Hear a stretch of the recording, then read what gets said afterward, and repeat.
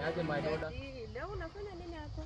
Nategea hapa, unajua hapa na naona wacha niangalie chai hivi. Alafu acha nikwambie kitu. Nini kwani? Nilisikia fununu baadhi huko kwa mlezi huko ndani. Ati kuna fulani anauza samba. Samba gani? Hii ya chai ama? Anataka kuuza shamba ya chai. Ulisikia vizuri? Connecting. Nani huyo anaongea? Yeye anaongea kutoka hapa. Kuna ngapi? Wewe, somo tena Kama hebu kidogo.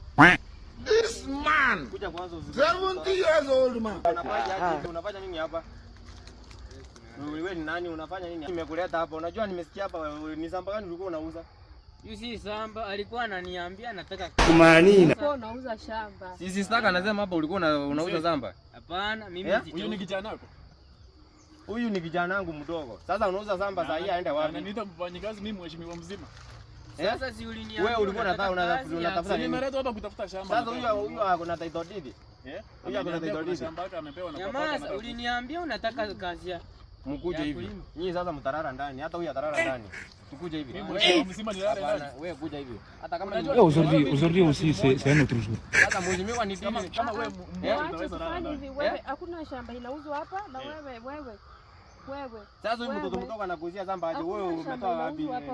Mimi sijamwambia samba, aliniuliza kazi nikamwambia kuja. Wewe mheshimiwa kitufanye? Hebu uende. Umempea pesa? Kama huyu ni kijana wako. Anadanganya. Alikuwa anataka kazi mtu mwenye ameng'ara hivi. Milioni moja ulichukua wapi? Fanya kazi gani? Alichukua milioni wapi?